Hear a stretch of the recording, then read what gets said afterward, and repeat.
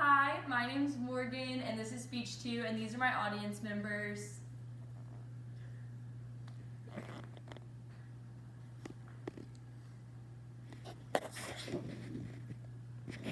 Perfect. Okay, so let's go ahead and get started. So my speech today is over the vaping epidemic that is facing America. So most of you might be asking, how bad is it? So it's actually very bad. Within the past year, vaping has increased more than any other drug that's been used by anyone, and that's according to Robert Stein, and he is a writer for NPR. And so basically over looking through several different research websites, and the Surgeon General just came out with a statement yesterday about this, and so this is something that we've been dealing with a lot within the past 2 years, and so this is primarily having to do with teenagers. So basically, with that being said, we all know teenagers, so this is extremely relevant to anyone in the audience.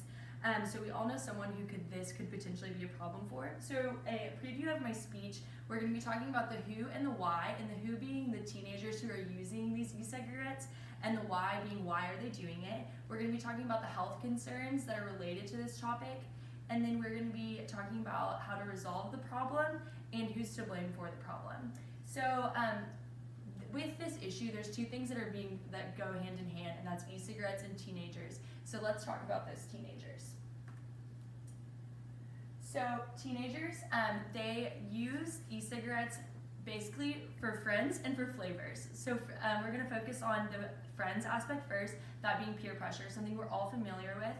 According to the CDC's article on smoking and tobacco use, they blame social environment and the media for the use of e-cigarettes.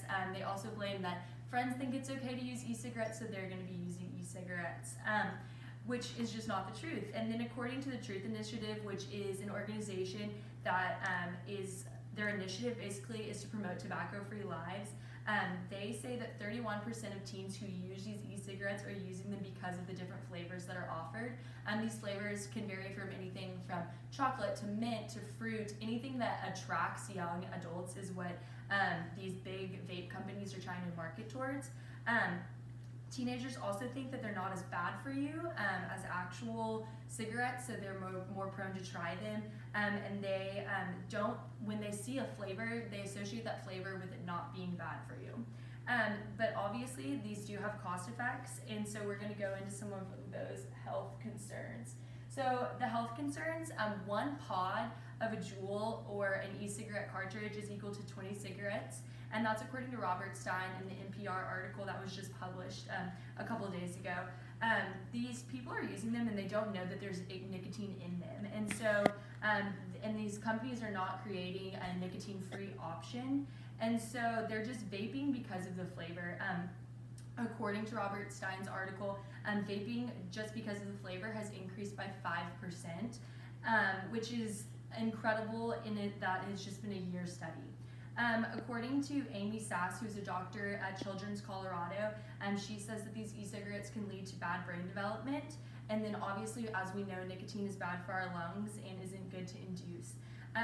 Basically, these e-cigarettes are not a safer option, according to Amy Sass, and essentially you're still inhaling smoke, which is going to cause lung damage. It's essentially the same as a cigarette, but you're just heating up the liquid pod instead of the smoke. And so basically the only way to figure this out is by regulations, and so people are working with these federal regulators to figure out the best way to control this. And so we're going to be going into some of the ways that they are going to stop this. And so what, according to the Truth Initiative and the Surgeon General and the FDA, what they've come up with is that they need to limit access to these e-cigarettes. This is done by things not making them available in gas stations, not making them available in grocery stores, making sure they're verifying the age of the people who are coming in to purchase these, making sure that they're not sold online, and if they are sold online, that the people who are signing for them are of age to be receiving that package.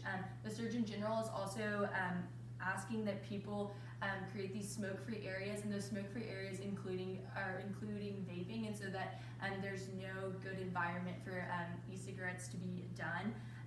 People are blaming big companies named Juul, and Juul is essentially one of the big vape giants, as they're called, according to Robert Stein's article. And they blame Juul because they blame their marketing strategies. They're blaming how they are attracting these teenagers with things like their different flavors and how it is appealing because of the flavors. Juul stands by what they've done to prevent these, but they are continuously working with the FDA to make sure that measures are taken to get these out of the hands of minors. But in summary, the use is on the rise. According to Robert Stein, there's been a huge increase from 2017 to 2018. As we've already talked about, it slows the brain development, but the only thing that can be done right now is people are blaming the company.